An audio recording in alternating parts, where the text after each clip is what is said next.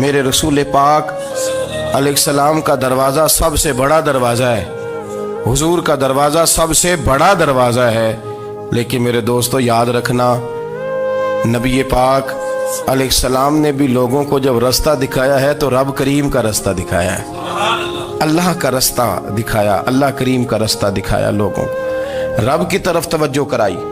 میرے رسول کریم سید عالم صلی اللہ تعالی علیہ وسلم نے لوگوں کی اللہ کی جانب توجہ کرائی اور لوگوں سے یہ کہا کہ وہ اپنے رب کریم کی جانب اپنا ذہن رکھیں، اپنی توجہ اپنے اللہ کی جانب مبذول کریں۔ میری بات کو اچھے طریقے سے سمجھیے گا، علم اللہ تبارک و تعالی عطا کرتا ہے تو اسے اللہ کی عطا ہی سمجھنا چاہیے۔ کچھ لوگوں کے پاس علم ہوتا ہے پر علم نافع نہیں ہوتا، وہ ٹامک ٹونجا مارتے رہتے ہیں ساری زندگی۔ علم کو اللہ کی عطا سمجھیں، اپنی عقل پر اپنے شعور پر زیادہ بھروسہ نہ سمجھیں، نظر اللہ پہ رکھیں۔ حضرت مولا علی شیر خدا کرم اللہ تعالی وجہہ الکریم سے کسی نے پوچھا تھا بڑا عالم کون ہوتا ہے؟ ہمارے ہاں تو اب وہ والے عالم پائے جاتے ہیں نا، اللہ ماشاءاللہ، جو ممبر پہ بیٹھتے ہیں تو دعوے ہی دعوے ہیں، ممبر پہ بیٹھتے ہیں تو دعوے ہی دعوے ہیں، اس طرح کے عالم ہمارے ہاں پائے جاتے ہیں۔ وہ ہر بات میں دعویٰ کرتے ہیں، میں یہ کر دوں گا، میں وہ کر دوں گا۔ یہ مزاج علماء کا نہیں۔ حضرت علی المرتضیٰ سے کسی نے پوچھا بڑا عالم کون ہوتا ہے؟ فرمایا بڑا عالم وہ ہوتا ہے کہ جسے مسئلے کا پتہ نہ ہو تو وہ کہہ دے مجھے نہیں پتا، میں پتہ کر کے بتاؤں گا، غلط بات بیان نہ کرے۔ امام مالک سے کسی نے کوئی مسئلہ پوچھا تو آپ فرمانے لگے مجھے اس سوال کا جواب نہیں آتا، ہمارے بزرگ سمجھاتے کیا ہے؟ وہ کہنے لگا آپ اتنے بڑے امام ہیں تو اس سوال کا جواب نہیں آتا۔ فرمانے لگے اگر مجھے ہر سوال کا جواب آتا پھر تو میں خدا ہوتا، مجھے ہر سوال کا جواب نہیں آتا، مجھے تو اتنا آتا ہے جتنا میرے رب نے مجھے عطا کر دیا ہے۔ اپنی نظر اللہ پہ رکھیں، نکل آئیں اس معمے سے باہر کہ میں کوئی بلا ہوں، مجھے بڑا پتہ ہے، میرے پاس 6 ڈگریاں ہیں، مجھے 10 جگہ پہ تدریس کا شغف حاصل ہے، اس سے نکلیں باہر۔ قرآن مجید دیکھیے گا، اللہ تعالیٰ نے ارادہ قدرت فرمایا کہ میں حضرت آدم کو بناؤں گا، پھر بنانے کے بعد فرمایا فرشتوں سجدہ کرو آدم کو، سب نے سجدہ کیا الا ابلیس ابا واستکبر وکان من الکافرین، سب نے سجدہ کیا سوائے ابلیس کے، اس نے انکار بھی کیا، تکبر بھی کیا اور کافروں میں سے ہو گیا۔ تو یہ جب اللہ تعالیٰ نے سجدہ کرایا تو کیسے کرایا؟ اللہ تبارک و تعالیٰ نے نا حضرت آدم کو علم سکھایا خود، وعلم آدم الاسماء کلہا، خود اللہ فرماتے ہیں کہ میں نے جناب آدم علیہ السلام کو تمام اشیاء کے نام سکھائے، سب اشیاء کے نام سکھائے۔ تو وہ چیزیں پھر میں نے نا، اللہ فرماتے ہیں میں نے فرشتوں پہ پیش کی، میں نے کہا کہ بتاؤ ان کے نام کیا ہے، تو فرشتوں نے جو جواب دیا وہ سمجھنے والا ہے۔ اللہ نے چونکہ خود علم سکھایا تھا حضرت آدم کو، جناب آدم سکھایا تھا لیکن فرشتوں کو نہیں سکھایا تھا، تو اللہ کریم نے فرمایا فرشتوں اب یہ بتاؤ ان چیزوں کے نام کیا ہیں؟ تو فرشتے کیا کہتے ہیں؟ فرشتے عرض کرتے ہیں قالوا سبحانک لا علم لنا۔ آپ کبھی یقین کریں اس چیز کی لذت لیں تو مزہ آ جائے۔ کہا قالوا سبحانک، کہنے لگے تو پاک ہے، قالوا سبحانک، کہنے لگے تو بھئی آدم علیہ السلام کو نام سکھا لیے، پھر فرشتوں کے سامنے وہ چیزیں پیش کر کے کہا ان چیزوں کے نام بتاؤ، تو فرشتے کیا کہتے ہیں؟ کہتے ہیں قالوا سبحانک، تو پاک ہے، لا علم لنا، ہمارے پاس کوئی علم نہیں، الا ما علمتنا، ہمیں تو اتنا پتہ ہے جتنا تو نے ہمیں سکھا دیا، ہمیں تو اتنا پتہ ہے جتنا تو نے ہمیں، لا علم لنا، ہمارے پاس کوئی علم نہیں ہے، اتنا ہی پتہ ہے جتنا تو نے ہمیں سکھا دیا ہے، اس سے زیادہ ہمارے پاس علم۔ اور یہ کیوں تو نے ہمیں جتنا سکھایا اتنا پتہ ہے؟ فرشتے یہ نہیں کہتے یا اللہ تو زیادہ سکھا، آدم کو دیا تو ہمیں بھی دے، یہ نہیں فرمایا، فرمایا انک انت العلیم الحکیم، اے اللہ تو علم والا بھی ہے اور حکمت والا بھی ہے، تجھے پتہ ہے کس کو کتنا دینا ہے، جتنا تو نے مناسب سمجھا جناب آدم کو دیا اور جتنا تو نے بہتر سمجھا وہ تو نے ہمیں عطا فرمایا۔ تو اگر آپ کے پاس علم ہے، کہیں نالج ہے، اس کو اللہ کی عطا سمجھے۔ ہمارے ہاں بہت سارے لوگ بن کے بیٹھ جاتے ہیں، میں اکثر کہتا ہوں کہ پھر وہ دعوے کرتے ہیں میرے علاقے والے جاہل ہیں، میرے شہر والے جاہل ہیں، میرے خاندان والے پڑھے نہیں، یہ آپ کا دعویٰ ہے، یہ آپ کو خراب کر دے گا۔ ہم نے بہت سارے ایسے لوگ دیکھے جو بہت بڑے عالم تھے، لیکن اللہ جب لینے پہ آیا تو عقل ہی لے گیا، شعور ہی چلا گیا، حافظے ختم ہو گئے۔ آپ دیکھتے ہیں بڑھاپے میں کچھ لوگ ایسے ہوتے ہیں کہ جن کو یہ بھی یاد نہیں رہتا کہ میرا نام کیا ہے، میں کہاں ہوں، مجھے کدھر جانا ہے۔ تو اس وقت سے اللہ کی پناہ مانگیں اور اپنی نظر اپنے رب کریم کی جانب رکھیں، اللہ کی جانب اپنی نظر کو مبذول رکھیں۔ دوسری بات، علم کے بعد ایک چیز آتی ہے جس کا نام ہے ہدایت، جس کا نام ہے تقوی، جس کا نام ہے پرہیزگاری، جس کا نام ہے عمل، عبادت، ریاضت۔ یہ بھی اسی وقت ہی نصیب ہوتی ہے جب میرا رب کریم نصیب فرما دیتا ہے۔ ہم نے نا نیکی کا اپنا اپنا سٹیٹس بنا لیا ہے، اپنا اپنا معیار بنا لیا ہے۔ کچھ لوگ کہتے ہیں کہ جناب مسجد میں سیمٹ کا توڑا دینے سے بہتر ہے کسی غریب کو آٹے کا تھیلا دے دو۔ اب اس نے اپنا مزاج بنا لیا نا نیکی کا، اس نے اپنا سٹیٹس بنا لیا۔ میرا یہ سوال ہے کہ نبی پاک صلی اللہ تعالیٰ علیہ وسلم جب مدینہ شریف آئے تھے تو حضور نے سب سے پہلے غریبوں میں آٹا تقسیم کیا تھا کہ سب سے پہلے مسجد بنائی تھی؟ کیا عجیب لوگوں کا رنگ ہے، اپنی مرضی کی ہدایت، اپنی مرضی کا تقوی، اپنی مرضی کا معیار۔ مسجد کوئی بڑا چھوٹا خطیب بھی میری طرح کا ہو نا تو وہ مسجد میں بیٹھ کے جب نبی پاک کی بات کرتا ہے تو کہتا ہے میرے رسول پاک غریبوں کا سہارا بن کے آئے۔ وہ غریبوں کی بات کرتا ہے، مسکینوں کی، لاچاروں کی، کمزوروں کی بات۔ تو مسجد ہی تو وہ ادارہ ہے جہاں سے غریبوں کی بات ہو رہی۔ تو اب لوگوں نے غریب کو اور مسجد کو لڑانا شروع کر دیا، اس کو لڑاؤ کہ مسجد میں پیسے دینے سے بہتر ہے آپ غریب کو آٹے کا تھیلا دے دیں۔ آپ یہ کیوں نہیں کہتے کہ مسجد میں بھی آپ توڑا دیں ایک سیمٹ کا اور ساتھ غریب کو بھی خدمت کریں؟ یہ کیوں نہیں تقوی؟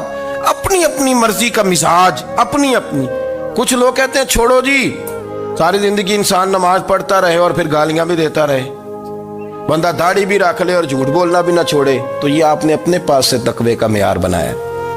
گالی دینے کا گناہ ہے اور داڑھی رکھنے کا ثواب ہے۔ تو اگر آپ داڑھی رکھے ہوئے ہیں اور آپ کوئی غلطی کر رہے ہیں تو اس سے آپ کی داڑھی کا ثواب ختم، اللہ کرے آپ کو سمجھ آئے میری بات۔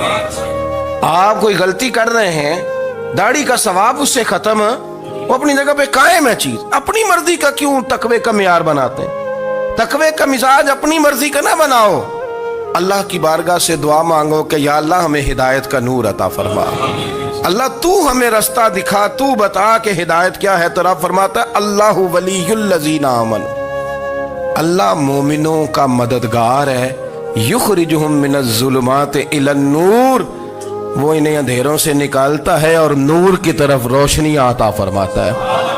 اندھیروں سے نور کی طرف اللہ لاتا ہے۔ اللہ ولی، اللہ مومنوں کا ولی ہے، وہ انہیں اندھیروں سے نور کی طرف نکالتا ہے۔ ہدایت ہمیشہ اللہ کی طرف سے سمجھے۔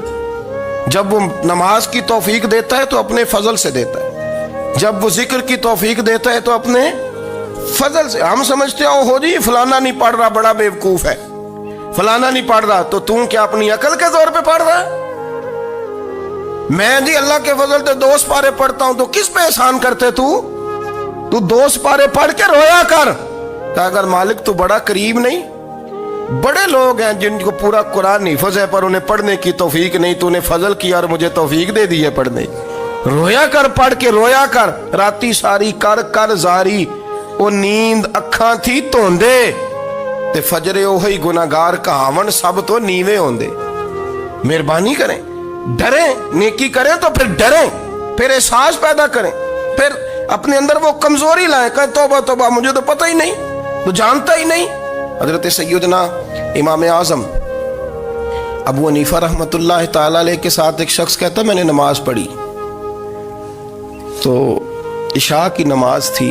یہ جو لوگ بڑے ہوتے ہیں نا، ان کے پیار کرنے والے بڑے ہوتے ہیں، ان کے گرد خوف بھی بڑا ہی ہوتا ہے، انہیں بڑا ڈر لگتا ہے، بڑی بعض اوقات آزمائش ہوتی ہے ان کی۔ عشاء کی نماز کہتے پڑھی تو امام صاحب نے نا عشاء کی نماز میں تلاوت کی آیتیں فَمَن يَعْمَلْ مِثْقَالَ ذَرَّةٍ خَيْرًا يَرَهُ وَمَن يَعْمَلْ مِثْقَالَ ذَرَّةٍ شَرًّا يَرَهُ، فرمایا جو ذرہ برابر خیر کرے گا وہ بھی قیامت میں دیکھے گا، اور جو ذرہ برابر شر کرے گا وہ بھی قیامت میں اس شر کو دیکھے گا اس کے سامنے آئے گا. تو وہ شخص کہتا ہے کہ سارے لوگ نماز پڑھ کے چلے گئے تو امام صاحب رحمۃ اللہ علیہ نے اپنی داڑھی پکڑی رو رہے ہیں. کہتے ہیں وہ ذرہ برابر نیکی کا بدلہ دینے والے، وہ ذرہ برابر شر پہ سزا دینے والے میری سفید داڑھی کو دیکھ. مالک میرے ذرے ذرے سامنے نہ لانا، لوگ تو میری بڑی قدر کرتے ہیں دنیا، میں تو بڑا پہچانا جاتا ہوں، لوگ تو میری راہوں میں پھول لیے کھڑے ہوتے ہیں، مجھے بڑا نوازتے ہیں. قیامت میں رسوا نہ کر دینا، میرے لیے مشکل ہو جائے گی.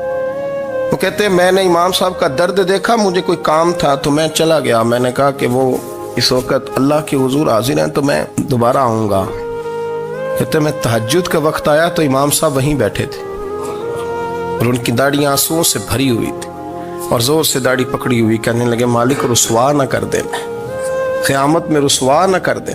یار جو ہدایت یافتہ لوگ تھے وہ تو ڈرے ہوئے تھے، وہ تو سہمے ہوئے تھے، وہ تو کہتے تھے یہ اس کا فضل نہیں، اس نے بلا لیا، یہ اس کا کرم نہیں. حضرت باعزید بستامی کسی کافر کو دیکھتے تو رو پڑتے، کہتے مالک تو کتنا قریب ہے، یہ بے ایمان رہ گیا، تو نے اپنے فضل سے مجھے اپنے نبی کا غلام بنا لیا. وہ رو پڑتے. یہاں تو لوگوں کا دعویٰ ہی بڑا ہے. نمازی اللہ خیر فرمائے وہ تو دوسروں کو گھورتا ہے، وہ کہتا ہے جنت کا میں مالک ہوں، کنجیاں میرے پاس ہیں، میں کسی اور کو گھسنے نہیں دوں گا. اور اگر 2-3 حج کر لے تو پھر تو وہ کہتا ہے کہ اب میرے سے پوچھ کے لوگ جنت میں جائیں گے معاذ اللہ. اور اگر وہ 2 4 5 7 دفعہ کوئی نفل پڑھ لے تو پھر وہ کہتا ہے چھوڑیں جی سارے لوگ بے عمل ہیں، میں اکیلا نیک ہوں. نہ ایسا کریں، اپنی توجہ اپنے رب پہ رکھیں، اپنی توجہ اپنے معین الملت والدین، عطا رسول، ہند الولی، غریب نواز، خواجہ معین الدین چشتی، حضرت خواجہ اجمیر، شاہ اجمیر، والی ہندوستان. آخری عمر میں نا سارا دن روتے گزر جاتا، ساری رات روتے گزر جاتے، ذرا سی کوئی بات کرتا تو رو پڑتے، آنکھیں آنسوں سے بھری رہتی. کئی دفعہ اپنے بھی پریشان ہو جاتے ہیں نا کہ یار تو ایک بات کی جان ہی نہیں چھوڑ رہا. تو خواجہ قطب الدین صاحب بختیار کاکی سے لوگوں نے کہا کہ آپ مرشد سے بات کریں، اتنا بھی تو نہیں نہ رونا چاہیے، ہر وقت اس کے آنسو کی کریے. عاشق دا کام ہی رونا تونا تے بنا رویوں نہیں منظوری. یہ عاشق سدا ہی روندا رہندا ہے، پاویں وصل ہوئے تے پاویں دوری. ہر وقت رونے کا کیا مطلب ہے؟ تو خواجہ قطب صاحب کہتے ہیں میں قریب گیا تو میں نے پیر دبائے، میں نے کہا سونیا لوگ تو کچھ بھی نہیں کرتے، تو نے تو کمال کر دیا، 90 لاکھ آدمی مسلمان کر دیا، دنیا کچھ نہیں کرتی، تو نے 50 سال ساری رات مصلے پہ بیٹھ کے رب راضی کیا. تو شہزادہ تھا، حضور کی اولاد تھا، لیکن معین الدین تیرا ایک پلاٹ بھی نہیں، تو نے طالب علم پالے، انہیں غریبوں کو دیا، انہیں نوازا، کوئی شے نہیں تیرے پاس، ہر چیز تو نے، ساری رات روتے ہو، سارا دن روتے ہو. تو خواجہ قطب الدین صاحب کہتے ہیں میں نے جب عرض کیا تو خواجہ صاحب مجھے گلے لگا لی، چیخ مار کے روئے، کہنے لگے قطب الدین پتر داڑھی سفید ہو گئی، جانے کا وقت آ گیا، جو تو نے نیکیاں گنوائی ہیں وہ ہیں صحیح میرے پاس، پر یار کی بارگاہ میں پیش کرنے کے قابل ایک بھی نہیں. تو بارگاہ تو دیکھ کتنی بڑی ہے، رسول کریم کی بارگاہ میں پیش کرنے کے قابل ان میں سے ایک بھی نہیں. تو آستانہ دیکھ کتنا بڑا ہے، کیا پیش کروں گا، کیا عرض کروں گا حضور کی بارگاہ میں، کس طرح. وہ یار جو بڑے تھے وہ تو ڈرے ہوئے تھے، سہمے ہوئے تھے، وہ تو بڑی آزمائش میں تھے، لیکن میرا اور آپ کا رٹا 2 نمازیں پڑھ کے 6 نمازوں کا دعویٰ کرنا اور لمبی چوڑی کہانیاں بنانا اور اپنے منہ سے اپنی تعریفیں کرنا، اس سے تھوڑا باہر آئیں. رزق بھی میرا اللہ ہی دیتا ہے، علم بھی اللہ دیتا ہے، رزق بھی. بڑے بڑے فقیروں کو مالدار ہوتے دیکھا، بڑے بڑے مالداروں کو فقیر ہوتے دیکھا، بڑے بڑے. میرے ایک بڑا سخی قسم کا سجن ہے، بڑا پیارا ہے، میں اسے سخی مانتا ہوں. میں نے اپنی پریشانیوں کے دنوں میں بھی اس شخص کو سخی دیکھا. ایک دن رات کو مجھے ٹیلی فون کر کے کہنے لگا کدھر ہو؟ میں نے کہا میں گھر ہوں. نہیں اکثر سفر میں ہوتے ہو نا؟ میں نے کہا طبیعت کیسی ہے؟ ٹھیک ہے، بس حال چال پوچھنا تھا. میں نے سمجھائی، میں نے کہا یار یہ کوئی مسئلہ ہے، ورنہ رات کے 2 بجے کوئی حال پوچھنے کو فون تو نہیں نہ کرتا. कोई मतलब ऐसा तो मसला नहीं ना। तो मैंने बैक कॉल की, मैंने कहा यार मेरी बात सुन, मसला क्या? कि नहीं कुछ नहीं दिल कर रहा था। मैं कहा मेरी गल सुन, रहे असी 4-5 साल कट्ठे, मैं तेन जानना, असल बात कर। कहने लगा मकान भी बड़ा है, सारा कुछ ठीक है, पर वो बड़ा ही बेनियाज है। कुछ हालात इस किस्म के आ गए हैं कि लोगों को बताऊं भी तो लोग मानने को तैयार नहीं। ज़्यादा नहीं, मुझे ना थोड़े से पैसों की ज़रूरत है, को 15-20 हज़ार अगर मिल जाएं, मेरी ज़रूरत। आप यकीन करें मैं रोता रहा सारी रात। मैंने कहा मेहरबाना तेरा किस तरह करांगे, इससे लेके ज़माना इस्तेमाल करता था, पर बेपरवाही वेख ना सज्जड़ दी, जिथे किसे दी पेश ना जावे, उन्हें ताजा वाले दर दर रोले ते मंगते तख्त बिठावे। सजना किसे नू कारा मिल दई, कोई काबे खाली आवे। वल्लाहु खैरुर राज़िकीन, वो कहते तू दाएं बाएं ना जा, रिस्क तो तुझे मैं दूंगा, मैं हूं बेहतर रिस्क देने वाला। बड़े बड़े बादशाह, बड़े बड़े शहनशाह, बड़े बड़े लोग, हाथों में कासे, फकीरियां। उम्मे रबिया क्या करती थी, बड़ी नेक और साले खातून थी। वो कहती हैं कि मैं ना बड़े अमीर आदमी की बीवी थी, अपने शौहर के साथ छत पे बैठी थी, तो नीचे फकीर मांगने वाला आया। उसने बड़े दर्द से सदा की, तो मैंने अपने शौहर से कहा कुछ देने का, दफा कर, इन लोगों ने धंधा बनाया हुआ है। कहती मैं मेके से भी बड़ा माल लेके आई थी, मेरे माँ बाप बड़े अमीर थे, तो मैंने ना चोरी अपने खामद से नज़र बचा के बाथरूम जाने के बहाने गई और नीचे जाके 5 दिनार मैंने उस फ़कीर की हथेली पे रखे। कहते उसने 5 दिनार देखे, फिर मेरी तरफ देखा तो मैंने उसकी आंखों में आंसू चमकते देखे। कहने लगे बीबी रब तेरा भला करे, मैं 3 दिनों का भूखा हूँ। कि वो चला गया, मैं घर आ गई। जब बाहर आई तो मेरा शौहर कहने लगा तू इतनी अब इतनी तू तेज हो गई है और तू इतनी खुद मुख्तार हो गई, मेरे बगैर पूछे माल खर्च करेगी, जा तुझे 3 तलाकें। कहती मैं बालदार और वजादार बाप की बेटी थी, तलाक लेके घर आई तो मेरा बाप टूट गया, चारपाई पे चला गया। ओहो ये क्या बन गया। कहती बड़ी तकलीफ रही। 1-2 साल के बाद मेरे अब्बा ने मेरी शादी कर दी। अब जिस शौहर के पास गई वो बड़ा नेक था, परहेजगार था, अल्लाह ने बेहतरीन सिला दिया। कहती छत पे बैठी थी, दरवाजे पे फकीर आया, मैंने शौहर से कहा कुछ दे दूं। कहने लगा 5 ना देना, 15 देना, 20 देना, मैं फकीर हूँ, मैंने फक्र से दौलत देखी है, इसे खाली ना लौटाना। कहती है कि मैं नीचे गई और जब मैंने उसकी तरफ दिनार बढ़ाए तो मेरी चीख निकली, पैसे फेंक के मैं बेहोश होके गिरी। मेरा शौहर ने आके उठाया, अंदर ले गया, पानी मुंह पे छिड़का। कहने लगा तुझे क्या हुआ? कहने लगी ये जो मांगने आया ये मेरा पहला शौहर था, वही था जो कहता था कि तू 5 दिनार दे आइए, जा तुझे 3 तलाकें। पढ़ो ना हदीस पाक, मेरे नबी पाक अलैहिस्सलाम ने फरमाया एक बंदा गंजा था। गंजा कोई तरतीब आगे पीछे हो जाए तो मफहूम के लिहाज से, लेकिन मैं मफहूम उसका वाज़े करता हूँ। एक गंजा था, कोई शय नहीं थी, सर पे बाल भी नहीं थे, रोया करता था। अल्लाह ताला ने फरिश्ते को भेजा, तुझे क्या चाहिए? तो कहने लगा बाल आ जाए और थोड़ा माल आ जाए। फरिश्ते ने हाथ फेरा तो बाल भी आ गए, तो बकरियां भी आ गईं, लाइनें लग गईं, माल ही माल हो गया। दूसरे के पास गया, वो कोड़ा था, उसको जाके कहा क्या चाहिए? कहने लगा शिफा हो जाए और कुछ अल्लाह ताला आसानी कर दे। शिफा भी हो गई, गायें भी दे दी, भैंसें भी दे दी, माल ही माल हो गई। फिर एक के पास गया, वो अंधा था, तुझे क्या चाहिए? उसने कहा आंखें मिलने और कुछ साथ अल्लाह माल दे दे। ऊंट ही ऊंट हो गए। जब बड़ा नवाज दिया तो फिर मालिक ने इम्तिहान लेने का इरादा किया। यारी तेरी सोना है, पर आजमाइशां भी तेरियां अग, आजमाइशां तेरियां, सही कह रहा हूँ, आजमाइशां तेरियां, यारी तेरी सोना है पर आजमाइशां तेरियां। ये सोना परखिया जावंदा ही पहलो ना लगा दे लग। अल्लाह ने फरमाया आजमाइश करो। सबसे पहले गंजे के पास आए, उसे कहा अल्लाह के रास्ते में कुछ देखने लगा, मेरे खर्चे ही बड़े, देखो तो सही कितनी मुश्किल में वक्त गुजारता हूँ, हाल ही कोई नहीं। तो उसने कहा मैंने तो सुना है तू गंजा और भूखा नंगा था। कहने लगा मैं तो जल्दी पुश्ती रही से आजम हूँ, तुझे किस पागल ने कहा है भाग जा? उसने कहा अच्छा जैसे तू था वैसे ही हो जाए। खेत खलियान उजड़ गए, फिर से गंजा हो गया।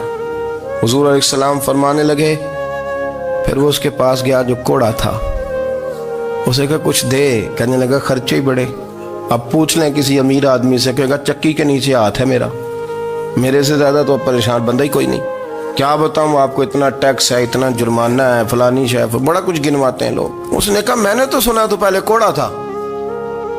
اس نے کہا جا دوڑ جا، میں تو رئیس اعظم ہوں، دادا بھی پردادا بھی اور ساری نسل ہی۔ اس نے کہا اچھا جیسے تو تھا ویسے ہی ہو جائے۔ پھر وہ گیا اندھے کے پاس اور جا کے کہا اللہ کے نام پہ کچھ دے۔ تو کہنے لگا رب کے نام پہ؟ یہ کھڑے ہیں اونٹ، جتنے تیرے دل کرے لے دا۔ اس نے کہا کیا معنی اس بات کا؟ کہنے لگا یار تجھے کیا بتاؤں، میں تو اندھا تھا، میں نے تو کبھی دنیا دیکھی نہیں تھی، پھر اس کریم نے فضل کیا تو مجھے بڑا کچھ دکھایا۔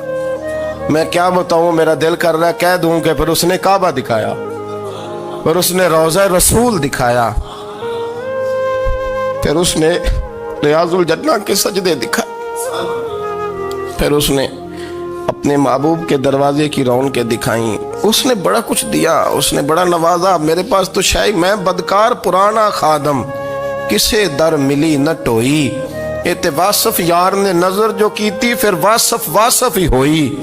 یہ تو اس کا کرم ہوا۔ تو یہ وہ کہنے لگا تو اللہ کے نام پہ جان مانگ، میں وہ بھی دینے کو تیار۔ میرے پاس تو شے کوئی نہیں تھی، مجھے تو اپنا پتہ ہے، میں تو کوئی شے نہیں تھا، کچھ نہیں تھا میرے پاس۔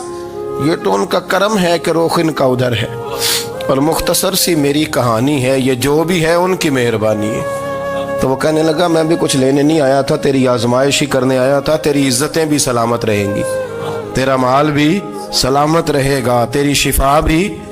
اپنی زندگی میں کبھی بھی اللہ کی بارگاہ سے توجہ ادھر ادھر نہ کریں، چھوڑیں لوگ کیا کر رہے ہیں، دنیا کیا کہہ رہی، کبھی بھی اپنی توجہ دائیں۔ ہمارا یہ مسئلہ بن گیا کہ ہماری سیاست ہے، ہماری دنیا داری ہے، ہم بندوں کو راضی کرنا چاہتے ہیں، ہم دیکھتے ہیں کون کس طرح، اور آپ یقین کریں آپ تھک جائیں گے، بندے راضی نہیں ہوں گے، وہ نہیں راضی ہوتے۔ آپ ان کو منا کے لائیں گے تو ادھر والے نکل جائیں گے، ادھر کو منائیں گے تو ادھر والے نکل جائیں گے۔ اس چکر سے باہر آئیں، اس رب کو راضی کریں جو فرماتا ہے ان الذین آمنوا وعملوا الصالحات سیجعل لهم الرحمن ودا۔ فرمایا تو ایمان لانے کے بعد نیک عمل کر، میں لوگوں کے دلوں میں تیری محبت پیدا کر دوں گا۔ رحمان لوگوں کے دلوں میں محبت ڈال دے گا، اللہ لوگوں کے دلوں میں۔ اپنی نظر ہمیشہ اپنے رب پہ رکھیں، اتنی لمبی چوڑی دنیا داروں سے امیدیں نہ وابستہ کریں۔ میں نے دیکھا ہے لوگ کاسا لیسی کرتے ہیں، کبھی اس کے دروازے پہ کبھی اس کے دروازے پہ۔ ان چکروں سے باہر آئیں اور اپنے رب کی بارگاہ کی طرف توجہ کریں، استغفار شوق سے پڑھا کریں، اور اکیلے میں نہ، اکیلے میں حضرت رئیس المتکلمین مولانا نقی علی خان صاحب رحمۃ اللہ نے لکھا ہے کہ فرعون 500 سال حکومت کر گیا، یہاں تو 5 سال کی حکومت کی پیر لڑکھڑاتے ہیں، 500 سال۔ فرماتے اصل وجہ یہ تھی کہ دنیا جب سو جاتی تھی نا تو اوپر چادر لے کے تو مسلح پہ بیٹھ جاتا تھا اور ہاتھ باندھ کے کہتا تھا رب تو ہی ہے، میرا پردہ نہ کھولنا، مالک تو ہی ہے، کرم نوازی کرنا، میری پکڑ نہ کرنا۔ وہ بے ایمان ہو کے اگر 500 سال ہاتھ باندھے تو گزارا کر لیتا ہے، تو ایماندار ہے۔